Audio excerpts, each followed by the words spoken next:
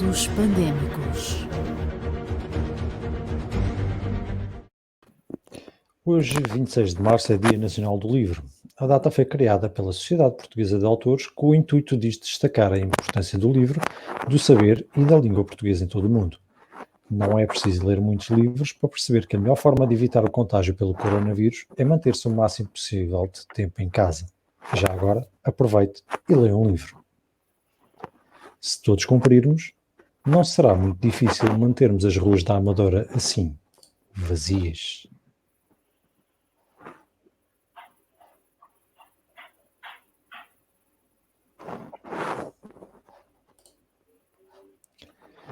Boa noite, Helena.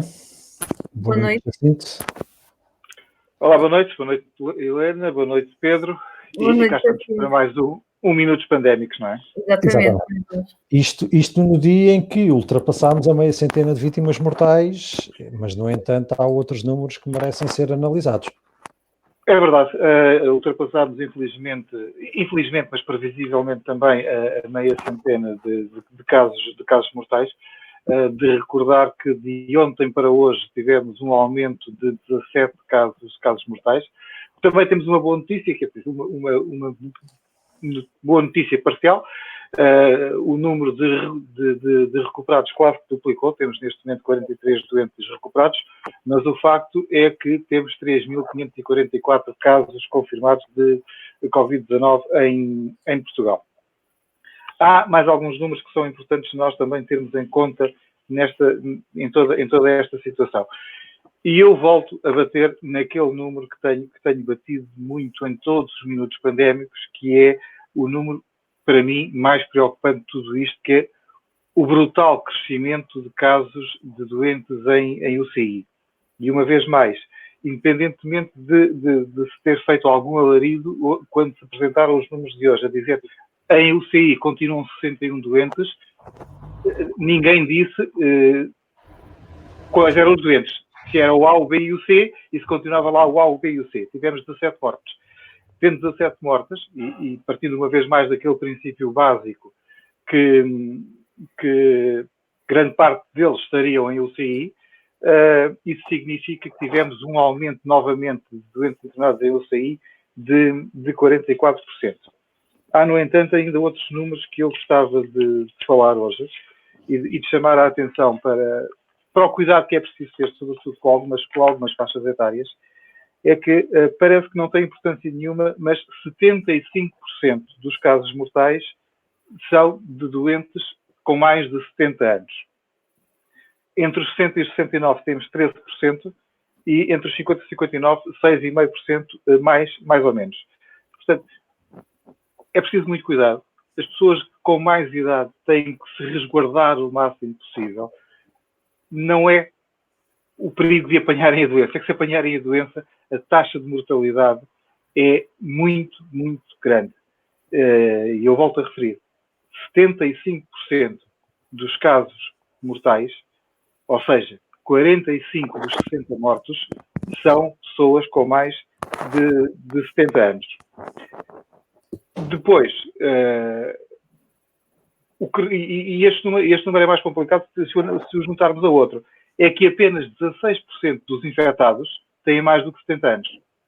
Portanto, depois cruzarmos estes dois números, vejam qual é a taxa de mortalidade. Uma vez mais o apelo, fiquem em casa, resguardem-se. O apelo não é válido só para os mais velhos, é para os mais novos também, porque só assim se consegue parar esta tendência crescente e que ainda vai crescer mais e vai continuar a crescer mesmo com o nosso esforço. Portanto, quanto mais nos esforçarmos, mais evitamos um crescimento acentuado. E agora, Pedro, penso que é o momento de darmos um saltinho até aos números locais, não é? Exatamente. Números locais, vamos começar pelos casos por município, talvez, não? Sim, vamos ao município da Amadora para referir que o município da Amadora ontem tinha registados 24 casos de Covid-19. O relatório de hoje da DGS aponta para 31. Isto significa que nós tínhamos, em termos da área metropolitana de Lisboa, uma taxa de 5,1 dos casos de Covid-19 na área metropolitana. Hoje subimos para 5,4, Aliás, é aquela fatia amarelo torrado que está um bocadinho maior que ontem e é algo em relação ao qual também temos que ter atenção. Outro número que temos analisado é a taxa de infectados por cada 1000 habitantes. Hoje, a nossa taxa na Amadora por cada 1000 habitantes é de 0,171, ontem era de 0,132. Portanto, também aqui um crescimento algo significativo. E pronto, e em relação a números, para já, é tudo. Falaremos mais adiante, novamente, nestas situações. Deixem-me só dizer uma coisa. Algumas pessoas têm perguntado, tanto nos comentários aqui, nos minutos pandémicos, como nas notícias que saem na TV Amadora, qual a distribuição dos casos da Amadora por freguesias. Para esclarecer as pessoas, nós não temos acesso a esses dados, portanto não sabemos onde é que se situam esses 34 casos. É uma informação que não foi dada, neste caso, pela DGS. Sim, a informação está separada por municípios. De recordar também aquilo que já chamámos ontem a atenção, de que os casos que a Direção-Geral de Saúde está a informar relacionados com os municípios refere-se apenas a 54% dos casos. Portanto, estes números são os números oficiais, mas não são os números reais. Haverá mais casos que não fazem parte, é deste mapa e do relatório que a DGS distribui. Não sabemos qual é o critério para os outros 46% não fazerem parte do relatório, mas pronto, é o que temos e é com o que podemos trabalhar. Entretanto, a autarquia adquiriu material médico e equipamentos de proteção individual para o agrupamento de conjunto de estabelecimentos de saúde da Amadora, entre outras entidades, entre as quais a PSP, os bombeiros voluntários, juntas de freguesia. Sim, dizer que ao todo foram adquiridas 135 mil máscaras, 120 mil luvas, 300 óculos de proteção, 1.500 fatos de proteção, 10 mil aventais e batas descartáveis, 700 unidades de gel desinfetante e realmente todo este material foi adquirido pelo município e foi hoje anunciado pelo município tanto por comunicado como nas publicações do Facebook. E este material vai ser de facto entregue ao Agrupamento de Centros de Saúde da Amadora, à PSP, aos bombeiros voluntários da Amadora, às juntas de freguesia e outras instituições de solidariedade social do Conselho. É uma boa notícia, numa altura em que ainda se fala desta escassez ou não de material dos profissionais de saúde, é uma boa notícia aqui para a cidade e principalmente para todos nós. Entretanto, também de iniciativa da autarquia foi criada uma plataforma que promove a divulgação de restaurantes e outro tipo de comércio que se encontram abertos nesta altura de crise. Exatamente. Só dizer às pessoas que quiserem ter acesso à plataforma que basta pesquisar mesmo no próprio site da Câmara ou mesmo também nos canais da Câmara, está lá. Não, e nós também podemos partilhar essa ligação, não? Sim, claro que sim. É simpático. Sim, claro que sim. Para as pessoas terem conhecimento de onde é que podem ir adquirir bens e também refeições, numa altura em que de certeza que há muita gente que precisa deste serviço. Bem, e não sei, dizes tu, digo eu, Pedro. Podes dizer tu. Então pronto, tendo em conta que se trata de comércio, vamos chamar o nosso convidado desta noite, é o João Antunes, que é da Associação Comercial e Empresarial dos Concelhos de Oeiras e Amadora. João Antunes, boa noite, muito obrigado por estar connosco e por falar aqui um pouco connosco sobre todo este momento estranho que estamos a viver. Como é que a ASCOA e os seus associados veem este momento, quais são as principais dificuldades que estão a sentir, o que é que estão a fazer e o que é que pensam vir a fazer? 4 perguntas de uma vez para...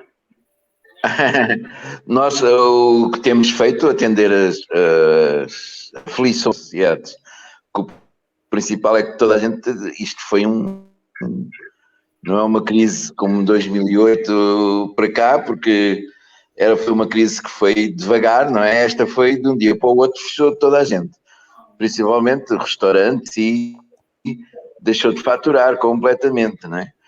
E a preocupação maior de todos é fazer face aos vencimentos do pessoal e se pode estar, as maiores perguntas é como é que vamos pagar os ordenados e quem é que pode estar aberto, quem é que pode estar fechado também é uma pergunta que nos fazem muito.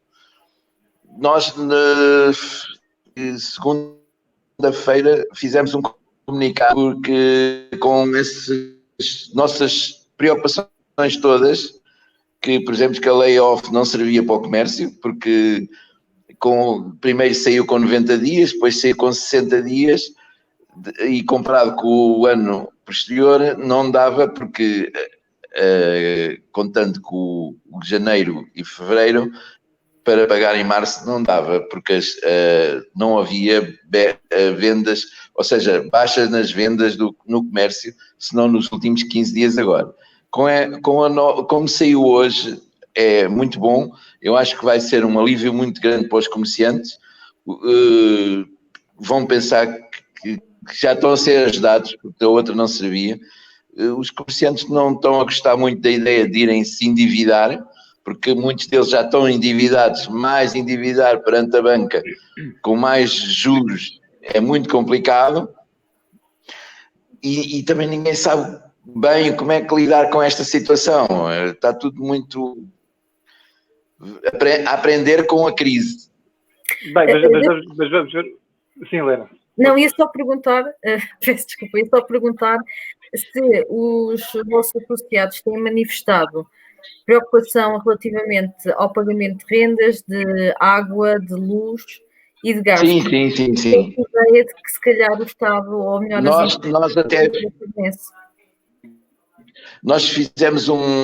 também fizemos uma carta a pedir às duas câmaras municipais, tanto a da Amadora como a do Oeiras, pedir para as câmaras nos isentarem das licenças de toldo, dos toldos e das esplanadas para este ano, e da água também, não é? Porque é câmaras, não é?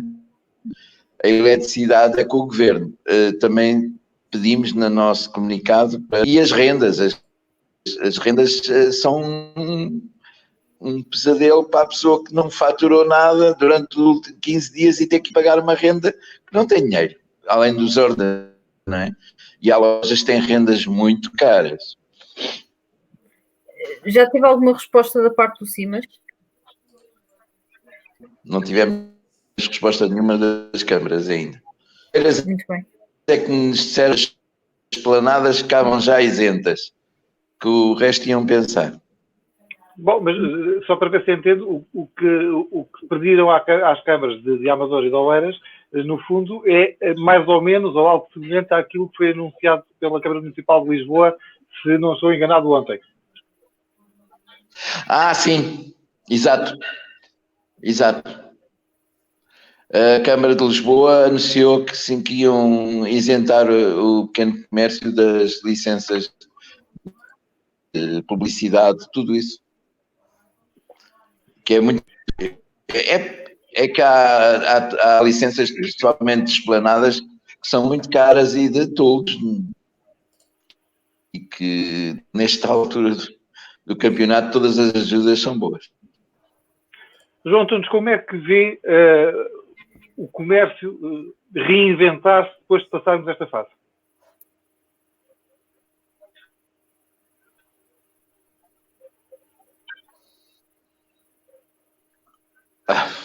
Já passamos a aprender.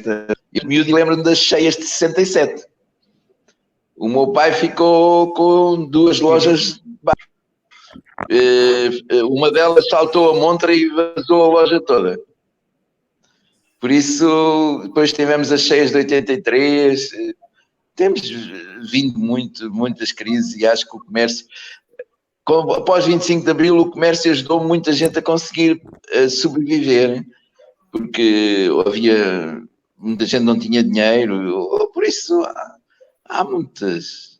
Acho que tudo nós vamos sempre vencer. Né? Ok, muito bem. Temos João, que ser otimistas, não é? Claro que sim. João Antunes, só para terminar, e uma vez mais agradecendo o facto de ter estado aqui connosco, vou-lhe pedir que deixe uma mensagem a quem nos está a ouvir, e pronto, e voltaremos a falar numa outra oportunidade.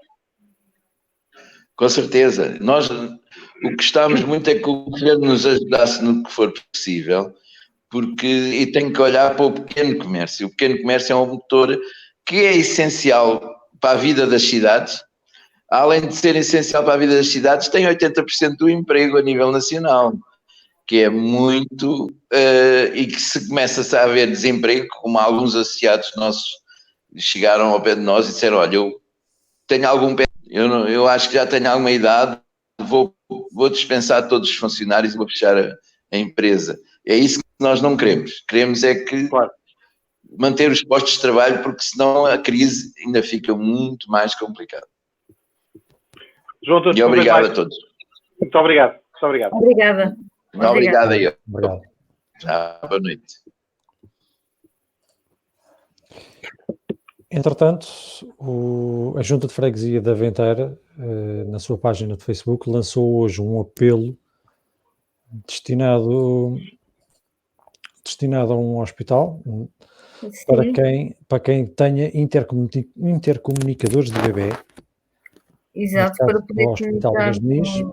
Sim, porque há hospitais que estão a utilizar estes intercomunicadores que normalmente são usados pelos pais em casa para ouvir as crianças, e os hospitais estão a utilizá-los com os doentes, para poderem comunicar com os doentes que estão internados por infecção do coronavírus.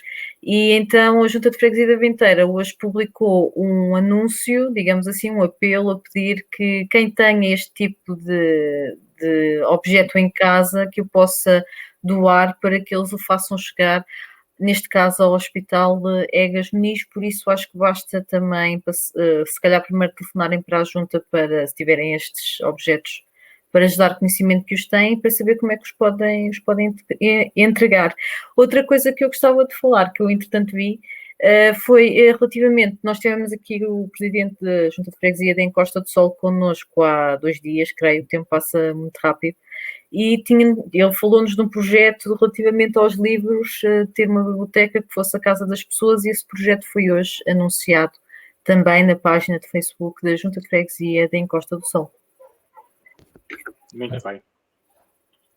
E posto isto... Bem, há uma situação que com esta crise e com este momento que vivemos, que também tem o seu quê de interessante. É que tudo se faz muito rapidamente, ou seja, o processo de pensar, idealizar, decidir e fazer deixou de ser aquilo a que estávamos habituados, que demorava. Não, agora tudo é muito mais rápido. E, enfim, não quero utilizar a palavra eficaz porque não sei, não conheço os resultados finais, mas pelo menos aparece feito. Sim, é verdade. Mas realmente é uma questão interessante que coloca, porque às vezes em tempos normais, em que a vida corre de forma normal, parece que os projetos e as iniciativas custam a arrancar, não é? Porque há uma série de procedimentos e burocracias e, felizmente, neste caso, que essas burocracias parecem não se revelar para pôr as coisas em marcha, o que é bastante positivo, porque as pessoas precisam de ajuda agora e não daqui a 6 meses. 6 meses, se calhar, nas melhores das hipóteses. Sim, muitas vezes, à boa moda portuguesa, pois os prazos nunca são cumpridos. Mas pronto. É isto. Mais alguma coisa a dizer? Avançamos? Não, avançamos. Avançamos até porque estamos a avançar e a chegar quase ao nosso tempo limite. Portanto, penso que não haja mais nada para falarmos hoje, até. Acho que ficamos já por aqui, pelas despedidas. Sim. Bem, pelas despedidas, e antes que o Rui nos tire do ar, pelas despedidas, e por uma vez mais, assim, que o nosso realizador tem o dedo pesado quando é para nos pôr na rua. Pelas despedidas, mas antes das despedidas, voltar a recordar aquilo que tem sido dito até à exaustão, que nós e toda a gente tem dito, mas mais do que dizer, é preciso fazer. Fiquem em casa. Até amanhã e boa noite. Até amanhã. Como o programa de hoje teve especial incidência no comércio, e tendo em conta que não devemos sair de casa, despedimos-nos com uma excentricidade de consumo para os próximos dias. Até amanhã.